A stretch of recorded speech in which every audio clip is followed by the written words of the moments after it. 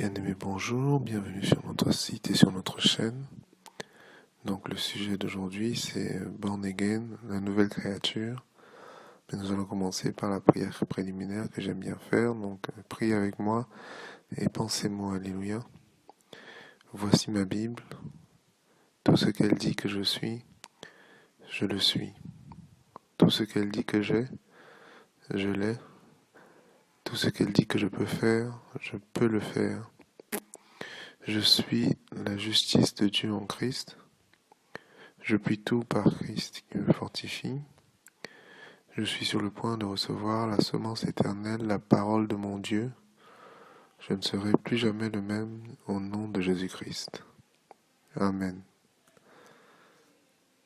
Donc le sujet d'aujourd'hui, c'est Born Again, la nouvelle créature. Donc Born Again, ça veut dire né de nouveau. Donc on va voir un peu ce que tout cela implique, qu'est-ce que ça veut dire être né de nouveau, qu'est-ce que ça veut dire être une nouvelle créature, ce que le Seigneur a à nous enseigner à ce sujet. Amen. Et donc on se rend compte quand on apprend un peu plus ces termes-là, notamment dans Jean 3, que l'enfant de Dieu aujourd'hui est né de nouveau. Et donc, d'autres personnes marginalisent les chrétiens. Souvent, c'est même d'autres chrétiens qui disent que de certaines dénominations, qui se moquent d'autres dénominations, enfin, qui les marginalisent sur un ton moqueur en disant ce sont les born again. Mais c'est important de savoir ce que Jésus en dit justement dans Jean 3. Jésus répondit en vérité, je te le dis, si un homme ne naît de nouveau, il ne peut voir le royaume de Dieu. Il faut que vous naissiez de nouveau. Si un homme naît d'eau et d'esprit, il ne peut entrer dans le royaume de Dieu. Donc Jean 3, versets 3, 7 et 5.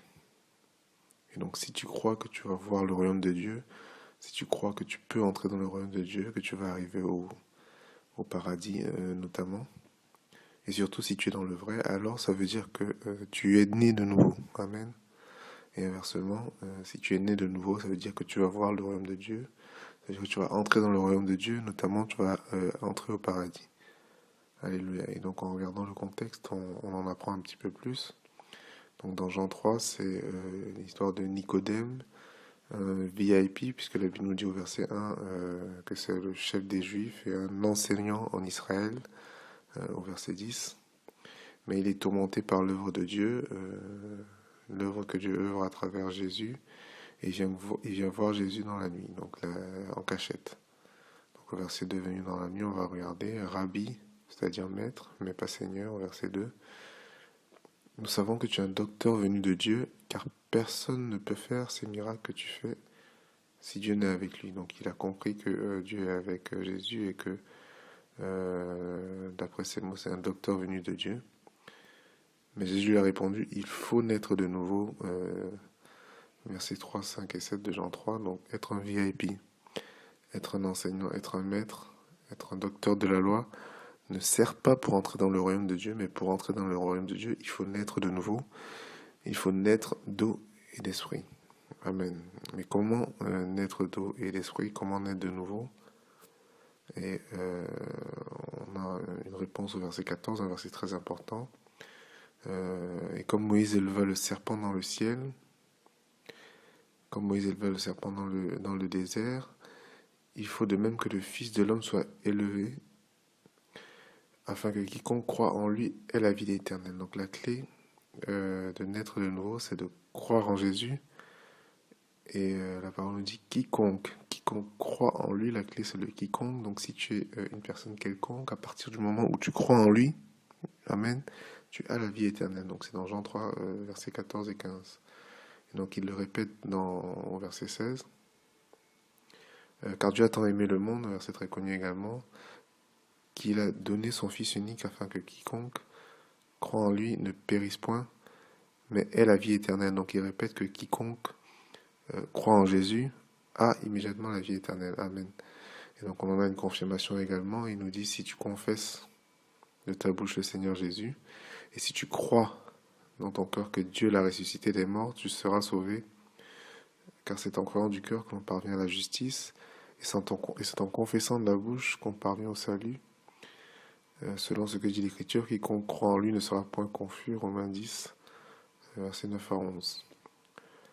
Et donc il nous confirme qu'il faut croire en Jésus, il faut confesser de sa bouche le Seigneur Jésus, ça veut dire que Jésus-Christ est Seigneur et non pas Maître, est Seigneur. Et il nous dit aussi dans Actes 16, 31, crois au Seigneur Jésus et tu seras sauvé, toi et ta famille. Donc à partir du moment où tu crois au Seigneur Jésus, non seulement toi tu es sauvé, mais ta famille aussi est sauvée. Alléluia. Ta famille ou ta maison dans certaines versions. Et donc en résumé, il faut croire que Jésus est le Messie, le Fils unique venu de Dieu, ressuscité des morts pour nous sauver. Amen. Et il faut croire que Jésus-Christ est le Seigneur, le mot grec kurios, qui implique une autorité suprême, un roi, un empereur, par exemple. Et que Jésus-Christ est Dieu. Et donc il y a des religions, il y a des religions ou des doctrines où Jésus n'est pas le Fils de Dieu, où on vous dit qu'il n'est pas ressuscité, où il n'est pas Dieu. Et donc le salut n'est pas dans ces croyances. Le salut, c'est vraiment d'en croire que Jésus est le Fils de Dieu, croire que Jésus-Christ est le Messie, que Dieu l'a ressuscité des morts. Et par sa résurrection, il nous a sauvés de nos péchés. Amen. Et la parole nous enseigne aussi, donc on l'a vu dans Jean 3, une analogie entre Jésus sur la croix, le Fils de l'homme soit élevé, nous dit dans Jean 3, et de le voir élevé sur la croix donne la vie éternelle. Et donc il en fait une analogie avec Moïse qui a élevé le serpent dans le désert. Et donc cette histoire de Moïse, il faut remonter dans Nombre 21, les enfants d'Israël dans le désert n'arrêtaient pas de murmurer et de se plaindre en dépit de la faveur constante et de la constante provision de Dieu.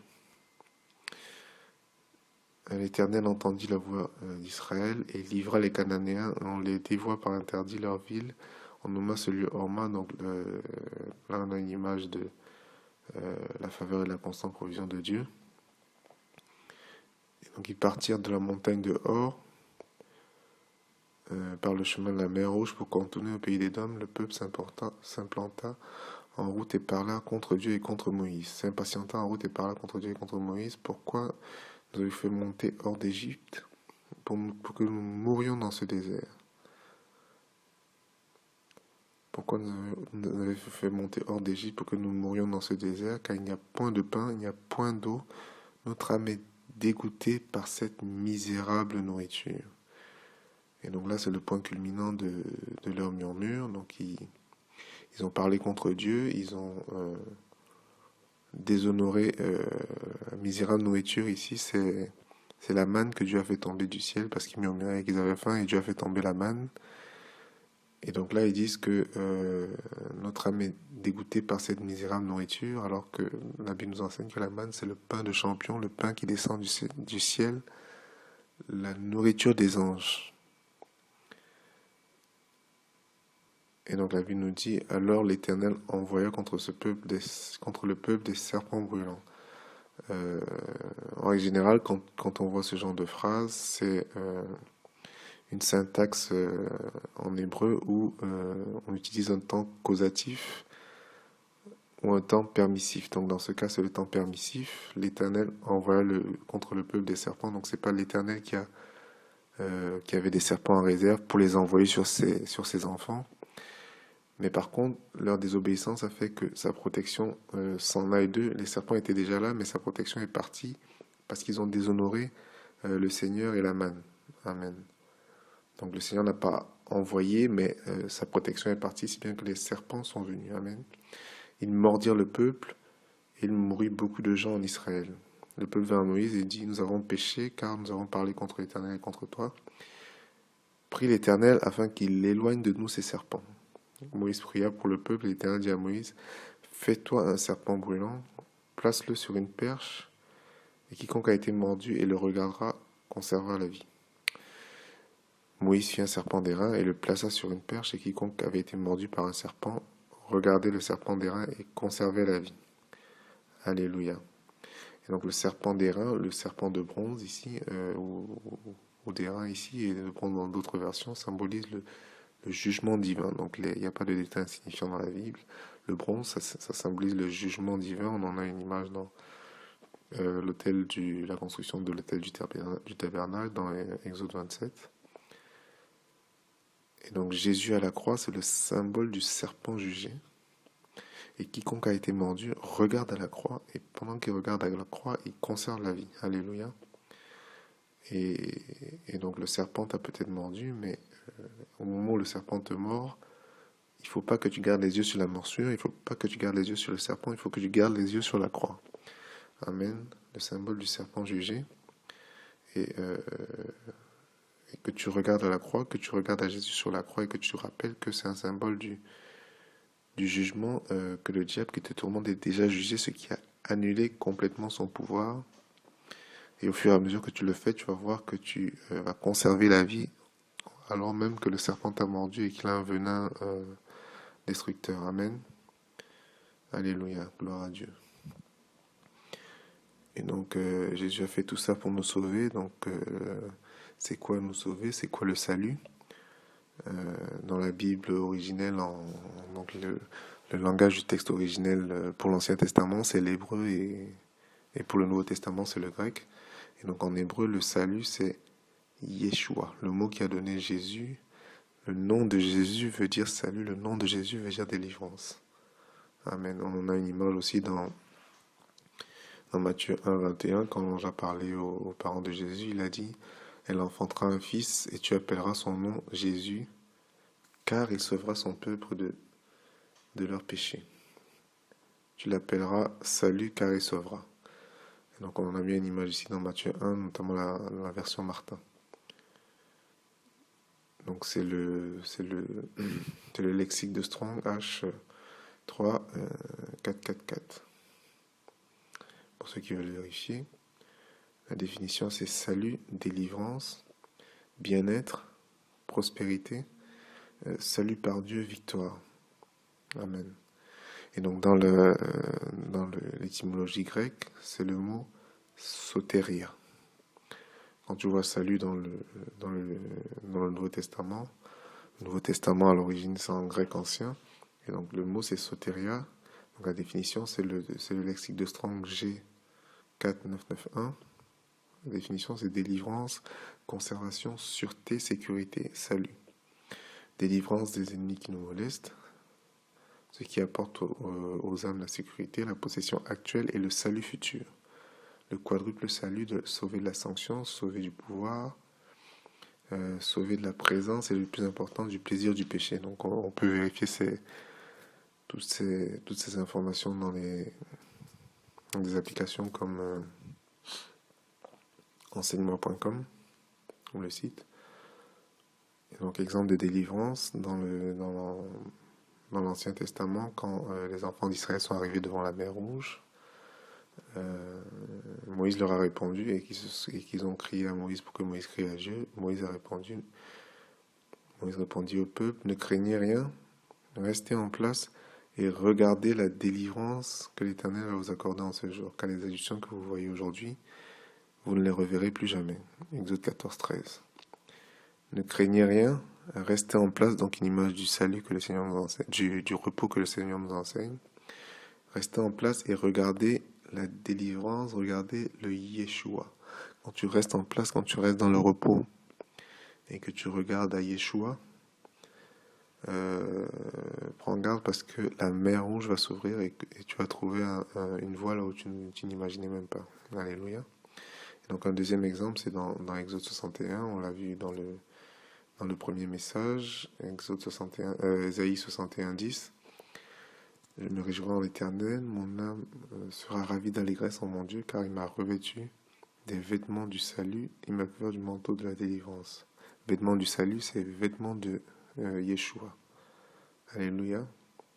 Et donc il y a également dans Luc 2, quand Joseph et Marie ont ramené Jésus au temple pour la consécration. Donc la Bible nous enseigne, il y avait un homme qui s'appelle Siméon, donc Shemar, une image de la loi, parce que Shemar c'est l'introduction c'est l'introduction des 10 commandements, donc c'est l'image de la loi. Quand tu dis à un juge pratiquant, est-ce que tu as fait ton schéma? Ça veut dire, est-ce que tu as lu la parole pour aujourd'hui?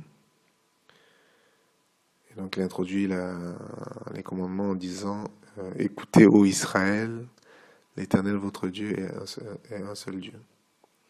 Et donc ce mot-là c'est Shemar, donc c'est le nom de Siméon. Et la vie d'enseigne, il avait été divinement averti par le Saint-Esprit qui ne mourrait point avant d'avoir vu le Seigneur. Donc c'est un homme très âgé et là-bas il n'était pas encore parti, il était très avancé en âge, donc dans Luc 2, 26. Et donc Joseph et Marie sont venus présenter Jésus et il a vu, il a pris dans ses bras. Et après, quand il a pris dans ses bras, verset 29, il dit, maintenant Seigneur, tu laisses ton serviteur s'en aller en paix, selon ta parole, car mes yeux ont vu ton salut. Bon, là, on est dans le Nouveau Testament, mais vu que c'est un grec et vu que c'est un hébreu et qu'il était dans une synagogue, il a probablement dit, mes yeux ont vu ton Yeshua. Amen. Et une fois que Simeon a vu Yeshua, il est parti et la prophétesse Anne est venue. Anne, c'est le symbole de la grâce parce que Anne, Hanan, ça veut dire la grâce. Alléluia. Amen. Donc on a le salut, on est sauvé, gloire à Dieu. Et autre chose aussi très importante, c'est qu'on est devenu, par le salut, par la nouvelle naissance, on est devenu une nouvelle création. Si quelqu'un est en Christ, il est une nouvelle créature. Les choses anciennes sont passées, voici toutes choses sont devenues nouvelles, et tout cela vient de Dieu qui nous a réconciliés avec lui par Christ, et nous a donné le ministère de la réconciliation, car Dieu a été en Christ, réconciliant le monde avec lui-même, n'imputant point aux hommes leurs offenses, et il a mis en nous la parole de réconciliation. De Corinthiens 5, versets 17 à 19. Et donc, gloire à Dieu, nous sommes une nouvelle créature, les choses anciennes sont passées. Les choses anciennes inclut les malédictions qui étaient sous l'Ancien Testament, qui n'ont plus cours sous la Nouvelle Alliance, parce qu'on est devenu une nouvelle créature. Amen. Et ces choses anciennes-là sont passées, ça inclut même les malédictions générationnelles. Et gloire à Dieu pour tout cela. Amen. Et donc, on est délivré, on est sauvé, on est délivré, mais donc on va voir de quoi on est délivré. On est délivré d'abord des combats contre l'ennemi. On en a une image dans l'histoire de Jéricho, la prise de Jéricho, où le Seigneur avait dit aux enfants d'Israël de sonner des trompettes et de faire des tours autour du campement de Jéricho et après de chanter, de sonner des trompettes, et il leur avait déjà donné le camp de Jéricho. Dans Josué 6,5, quand ils sonneront de la corne retentissante, quand vous entendrez le son de la trompette, tout le peuple poussera de grands cris, alors la muraille de la ville s'écroulera et le peuple montrera chacun devant soi. Verset 16, la 7e fois, comme les sacrificateurs sonnaient des trompettes, Josué dit au peuple, poussez des cris, car l'Éternel vous a livré la ville. Vous a livré la ville. Ils n'ont pas encore avancé vers la ville, mais il a déjà livré la ville. Alléluia. Verset 19, le peuple poussa des cris, et les sacrificateurs sonnaient des trompettes. Lorsque le peuple entendit le son de la trompette, il poussa des grands cris, et la muraille s'écroula. Le peuple monta dans la ville, chacun devant soi, s'emparèrent de la ville. Alléluia. Donc ils se sont emparés de la ville sans même avoir fait des combats. Et souvent tu as des attaques et le Seigneur intervient et tu remportes une victoire sans même avoir livré le combat. Gloire à Dieu. Amen. Et c'est aussi ça la délivrance. C'est aussi ça l'œuvre de Yeshua. On en a aussi une image dans 2 Rois, l'histoire des 4 lépreux. Donc c'est un contexte où où c'était vraiment pire que la récession. 2 Rois 6, verset 25, il nous dit, il y a eu une grande famine dans la Samarie, et la famine la serrèrent tellement qu'une tête d'âne valait 80 cycles d'argent, et un quart de câble de fiente de pigeon valait 5 cycles d'argent. Donc 80 cycles d'argent pour une tête d'âne, donc il n'y a pas beaucoup de viande là-dessus. Et une mesure de fiente de pigeon valait 5 cycles d'argent. On peut comparer avec dans Jérémie 32, un terrain entier, une propriété valait 17 cycles d'argent. Donc c'était vraiment la récession. La fiente de pigeon, il y en a qui disent que c'est des légumes, mais je pense que c'est littéralement de la viande de pigeon vu le prix en comparaison avec le prix de la tête d'âne. Amen. Mais malgré tout, au verset 28, on voit aussi que c'était tellement la famine que les femmes étaient obligées de manger leurs fils. Et donc dans 2 Rois 7, le roi est allé voir Élisée, et Élisée lui dit, verset 1, écoutez la parole de l'Éternel, ainsi parle l'Éternel, demain à 7 heures, on aura 1 mesure de fleur de farine pour 1 cycle et 2 mesures d'orge pour 1 cycle, à la porte de Samarie. Donc verset 2, on a un officier du roi qui est dans l'incrédulité, donc l'image ici du diable qui va à l'encontre des promesses de Dieu, qui sont claires, même si on ne voit pas comment ça va arriver. Alléluia. Et donc il y avait 4 lépreux dans la ville qui étaient désespérés et qui se sont dit, quoi?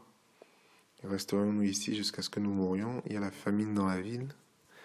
Et si on reste ici, on va aller à la mort. Allons chez les Syriens, on verra. Voici, il n'y avait personne. Ils sont arrivés chez les Syriens et il n'y avait personne. Les bruits de chars et des chevaux. Le Seigneur a fait entendre des bruits de chars et des chevaux et les bruits d'une grande armée. Et les Syriens ont fui en laissant dans leur campement leur nourriture, les chevaux, de l'argent, de l'or, des vêtements. Donc les lépreux se sont délectés et après sont allés prévenir la maison du roi. Amen. Donc c'est dans 2 Rois 6, 7 notamment. Et donc c'est aussi ça une image de la délivrance que Jésus apporte. Amen. C'est une délivrance aussi des circonstances insurmontables, donc l'histoire de la mer Rouge, où on ne voit pas comment est-ce qu'on va faire pour traverser. Il y a l'ennemi qui presse par l'arrière, et Dieu crée une voie là où il n'y a pas de voie. Alléluia.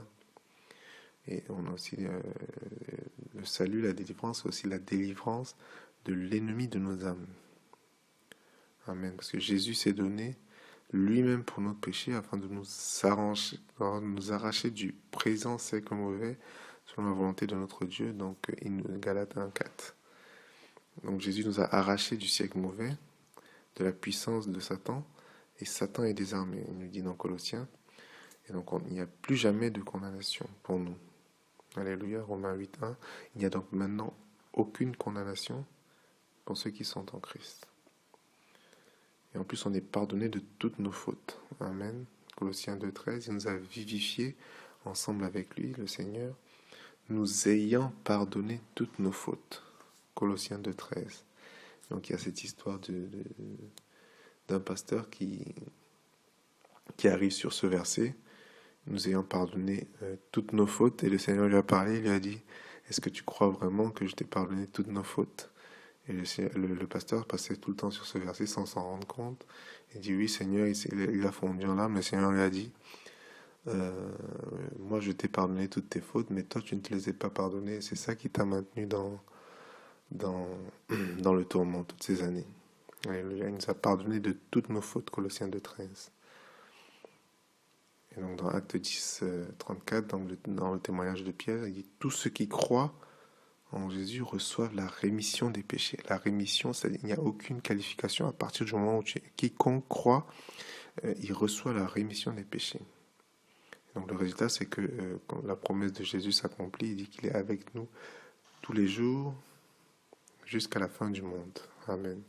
Et donc c'est une délivrance aussi vers la terre promise. Romains 4,13, car la promesse d'être héritier du monde n'a pas été faite à Abraham ou à sa semence par la loi, mais par la justice de la foi. Donc la promesse est faite à Abraham, à sa semence, d'être héritier du monde, et nous sommes aussi la semence d'Abraham, Galates 3,29. Si tu es à Christ, tu es la semence d'Abraham et héritier de la promesse. Donc Romains 4,13, c'est aussi vrai pour toi, la promesse d'être héritier du monde, alléluia, qui se fait non pas par la loi, mais par la justice qui vient de la foi. Et donc quand Dieu parlait de la terre promise aux enfants d'Israël, il disait, dans plusieurs versets, il disait, je vous donne, je vous ai donné, alors même qu'ils n'avaient pas encore reçu. Il disait, je vous ai donné la terre promise, je vous ai mis entre vos mains, maintenant allez posséder votre possession. Amen. Donc dans Deutéronome 1,8, dans Deutéronome 9, verset 23, et elle a vu nous enseigner également que toutes les promesses de Dieu en Christ sont oui et amen, de Corinthiens 1,20. Amen. Alléluia. Et dans Romains 5, 19, on l'a déjà vu, il nous dit qu'il faut recevoir l'abondance de grâce et le don de justice pour régner dans la vie. Donc toutes ces promesses-là sont oui et amen pour nous. Et elles commencent à se manifester à partir du moment où on fait partie de la famille de Dieu, à partir du moment où on est né d'eau et d'esprit, où on fait partie de la famille du royaume. Alléluia. Amen. Et donc parmi les promesses, il dit dans 1 Corinthiens 2,9, mais comme il est écrit, ce sont des choses que l'œil n'a point vues, que l'oreille n'a point entendues, et qui ne sont point montées au cœur de l'homme, les choses que Dieu a préparées pour ceux qui l'aiment. Amen. Alléluia. Habakkuk, chapitre 1, verset 5, jetez les yeux parmi les nations, regardez, soyez saisis d'étonnement et d'épouvante, car je vais faire en vos jours une œuvre que vous ne croiriez pas, même si on vous la racontait. Donc, les plans de Dieu pour toi, les plans de Dieu sur ta vie, ça dépasse toute ton imagination. Alléluia. Et c'est une promesse qui est vraie pour toi, parce qu'il dit dans sa parole que toutes les promesses sont oui et amen. Et Dieu n'est pas un homme pour mentir. S'il le dit, c'est que c'est vrai, c'est qu'il va l'accomplir. Alléluia. Amen. Quelle espérance et gloire à Dieu pour tout cela. Et donc on est maintenant en Jésus-Christ. La Bible dit que celui que le Fils a franchi est vraiment libre. Jean 8, 36. Alléluia. Donc sans Jésus, on a souvent l'impression qu'on est libre, mais en fait on est esclave des choses qui nous dominent, il nous dit dans la parole. Mais c'est avec Jésus qu'on est vraiment libre. Alléluia. On est également libéré de la loi du péché et de la mort. En effet, la loi de l'esprit de vie en Jésus-Christ m'a affranchi de la loi du péché et de la mort, Romains 8, 2. Et donc il y a cette histoire-là du pasteur John G. Lake, qui était en Afrique pendant une période d'une épidémie. Et il marchait sans masque et il touchait les villageois. Et donc les scientifiques lui ont demandé qu'est-ce qu'il prenait comme médicament. Il a dit qu'il prend Romains 8.2, la loi de l'esprit de vie en Jésus-Christ m'a affranchi de la loi du péché et de la mort. La loi du péché et de la mort, ça veut dire que si tu pêches, tu meurs.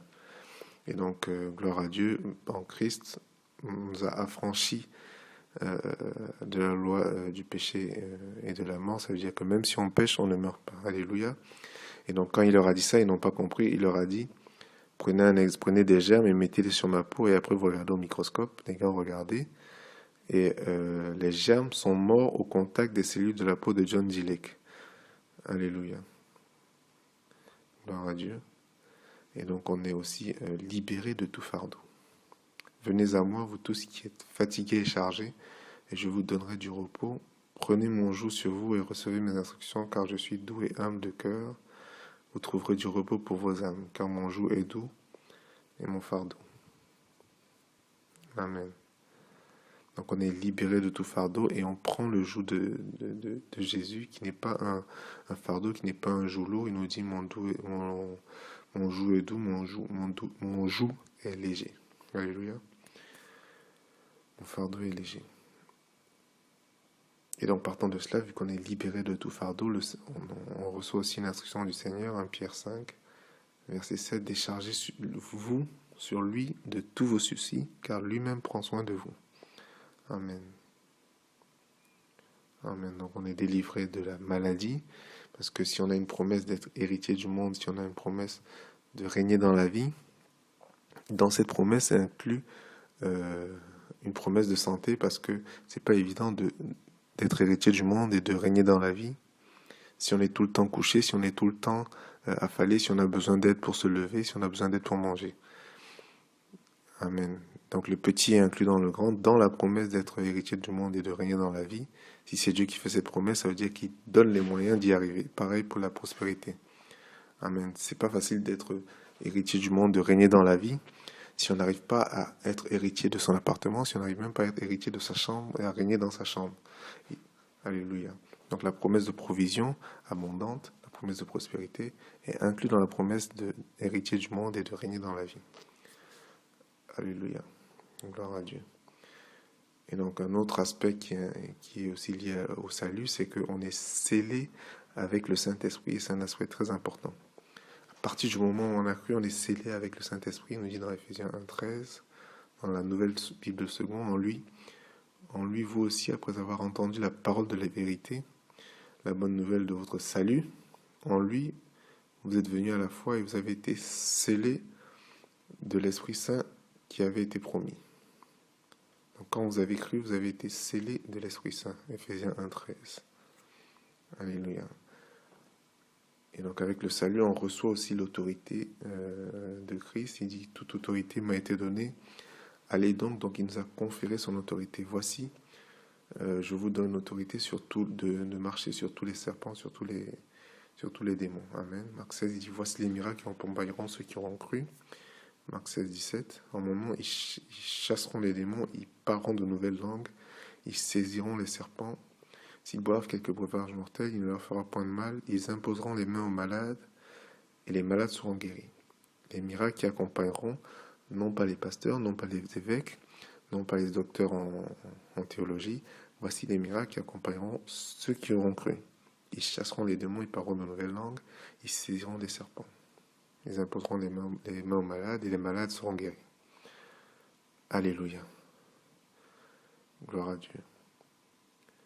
Et donc autre chose, on est couvert par le Seigneur. Donc, on a aussi une image de cela dans la Pâque, donc c'est encore plus vrai pour nous après le salut. Dans Exode 12,13, il nous dit, le sang servira de signe sur les maisons. Donc le sang de l'agneau de la Pâque, quand l'ange de l'Éternel est descendu pour détruire les premiers-nés d'Égypte. Dans Exode 12, il dit, le sang vous servira de signe sur les maisons où vous serez. Quand je verrai le sang, je passerai par-dessus vous, et il n'y aura point de plaie qui vous détruise quand je frapperai le pays d'Égypte. Donc quand l'ange du Seigneur est arrivé pour détruire le pays d'Égypte, et qui passait devant les maisons des enfants de Dieu, quand il passe devant chez toi, il regarde s'il y a le sang de l'agneau sur la porte. Et donc à l'époque de la Pâque, c'était un agneau normal, et pour nous c'est l'agneau de Dieu, donc son sang est encore plus parfait. Et le sang de l'agneau était sur la porte pour que l'ange de l'Éternel, pour que Dieu le voie. Donc quand les enfants d'Israël étaient dans leur maison, personne ne voyait le sang. C'est Dieu à l'extérieur qui voit le sang. Alléluia. Donc tu ne peux pas savoir si ton voisin a mis le sang sur la porte parce que tu es dans ta maison et tu as fermé la porte. C'est Dieu à l'extérieur qui voit le sang sur la porte. Alléluia. Quand je verrai le sang, je passerai par-dessus.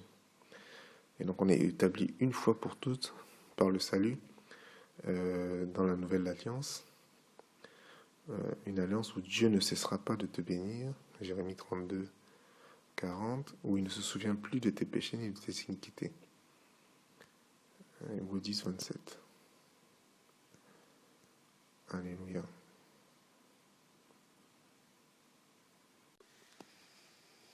Et donc on va voir également un verset important, donc c'est dans 1 Jean 1, verset 9. Si nous confessons nos péchés, donc l'image de ce qui se passe pour le salut, on confesse la bouche du Seigneur Jésus, on confesse nos péchés.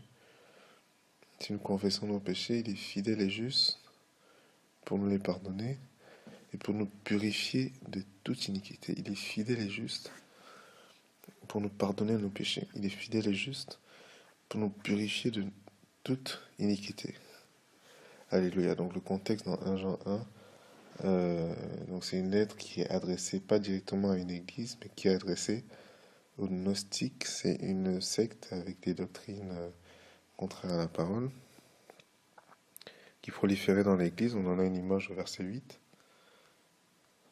Et dit, si nous disons que nous n'avons pas péché, nous nous séduisons nous-mêmes et la vérité n'est pas en nous. Verset 10, si nous disons que nous n'avons pas péché, nous faisons de Jésus un menteur et sa parole n'est point en nous. Et donc c'est au verset 2 qui commence à dire, qu'il introduit, le chapitre 2 plutôt, par mes petits-enfants. Donc la preuve qu'il ne s'adressait pas à ses petits-enfants au chapitre 1. Mais la clé pour qu'ils sortent du gnosticisme, c'est qu'il fallait qu'ils confessent leurs péchés. Et à ce moment-là, la vérité qui nous intéresse, c'est que Dieu est fidèle et juste pour nous les pardonner. Il est fidèle et juste pour nous purifier de toute iniquité. Et donc il est fidèle, ça veut dire que chaque fois que les conditions sont remplies, il le fait. Il est juste, ça veut dire que il ne le fait pas euh, par convenance, il ne le fait pas parce qu'une tête lui revient. Il le fait sur un fondement juste, sur un fondement légal, sur un fondement irréprochable. Le fondement, c'est le sang de Jésus qui a coulé sur la croix et qui nous a rachetés. Et c'est le sang de Jésus qui nous maintient purs, qui nous purifie de toute iniquité. Et donc il n'y a pas de détails insignifiants dans la Bible. Même les temps sont importants. Les temps des conjugaisons. euh, je m'explique, les temps des conjugaisons en grec. Il y a des temps en... Il y a un temps qui exprime, par exemple, si par exemple tu es en train de prendre un repas avec ta famille, et pendant le repas, il y a ta belle-mère qui t'appelle. Gloire à Dieu, l'enfant de Dieu aime sa belle-mère comme lui-même. Ta belle-mère t'appelle pendant le repas et te demande ce que vous faisiez. Et là, tu vas lui dire, on mangeait. On mangeait, tu utilises le temps imparfait, qui est un temps qui désigne une action qui a commencé dans le passé et qui va continuer dans le futur. Enfin, une action qui n'est pas terminée, qui a des répercussions dans le futur. Dès que tu vas raccrocher, tu vas continuer à manger. Par contre, si elle appelle, donc ça c'est l'imparfait. Par contre, si elle appelle des heures après que vous ayez mangé, tu vas pas lui dire que tu mangeais, tu vas lui dire on a mangé. Alléluia. On a mangé. Donc là, c'est le passé composé en français. Et en grec, c'est plutôt le aoriste, le parfait. Donc le parfait qui désigne une action qui s'est passée, qui a eu lieu dans le passé et qui s'est terminée dans le passé et qui a des résultats présents, mais qui ne va pas se reproduire parce qu'elle a été accomplie de manière parfaite, on va dire, pour symboliser. Alléluia. Et donc ici, quand il nous dit il est fidèle et juste pour nous les pardonner et pour nous purifier, les deux temps sont à la oui, ces deux temps sont parfaits. Donc une action qui a été faite une fois pour toutes. Alléluia. Il y a un seul sacrifice pour les péchés pour toujours. Une fois pour toutes, il nous a pardonné au moment où on a confessé nos péchés. Alléluia. Gloire à Dieu. Amen. Donc en résumé, être sauvé, être né de nouveau, ça veut dire confesser que Jésus-Christ est Seigneur, que Jésus-Christ est Dieu, et croire que Dieu l'a ressuscité des morts pour nous sauver. Amen. Que sa mort à la croix nous a sauvés. Ça veut dire en pratique regarder à Jésus-Christ à la croix et se rappeler que ça veut dire que le serpent, le diable est jugé et que son œuvre est dépourvue de pouvoir. Alléluia. Et donc suite au salut, tu es devenu une nouvelle créature, les choses anciennes sont passées. Et donc le salut, la délivrance, c'est le nom de Jésus et ça te délivre le plus souvent des combats, le plus souvent sans que tu n'aies à faire d'efforts. Amen. Médite encore sur ce message. Laisse un message sur notre site ou sur notre chaîne. N'abandonne pas la grâce de Dieu et rappelle-toi que c'est par la foi et la persévérance, la patience qu'on hérite les promesses. Que Dieu te bénisse. Amen.